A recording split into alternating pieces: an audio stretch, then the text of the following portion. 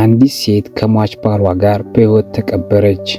ያልሞቀ ያልቀዘቀዘ ለብ ያለ እንደ አንዳንዶች ፍቅር ከላይ ብቻ ምን ልሆንልሽ ምን ትሆኝልኝ አይነት ፍቅር ሳይሆን ፍቅር እስከ መቃብር ድረስ የዘለቀ ፍቅር የታየበት ይህ የጥንት የአጽሞች ግኝት ሲሆን ይህ ሁለት ጥንዶች አጽም በቪሶስኪያ ወይም የዊሶኮ የባህል አካል በሆነችው በምዕራብ ዩክሬን ከተርኖፒል በስተደቡብ በምትገኘው ፒትራኪቭ መንደር አቅራቢያ የተገኘ ሲሆን ሁለቱ ጥንዶች በነሐስ ዘመን ከ3000 ዓመታት በፊት እንደነበሩ የአጽም አጥኚ ፕሮፌሰር ማይኮላ ተናግሯል።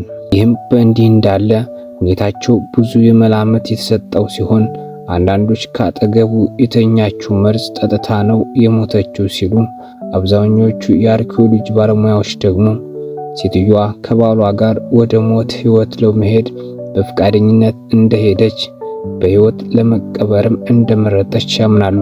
በበኩላቸውም የአስክሬን መርማሪዎች ሴትዮዋ ሙታ ቢሆን ኑሮ አስክሬኗ እንዲህ በፍቅር እይታ መቀመጥ ፈጽሞ የማይቻል ነበር ብለው ይከራከራሉ።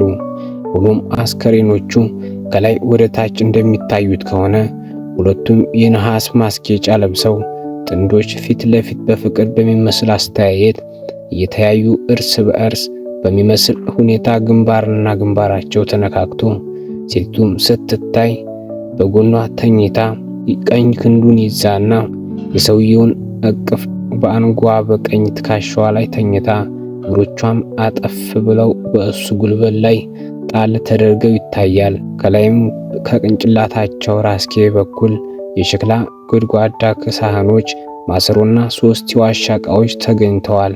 ነገሩ ብዙ ግምት በሰዎች በጊዜውም ቢሰጠው በአጥኞች ግን የተረጋገጠ ሲሆን በዓለምም ጅን በአፍ በሚያስጭን ሁኔታ ራስን አሳልፎ እስከ መስጠት ድረስ ፍቅር ሲሉ ብዙ የሚደነቁበት ነገር ሆኗል።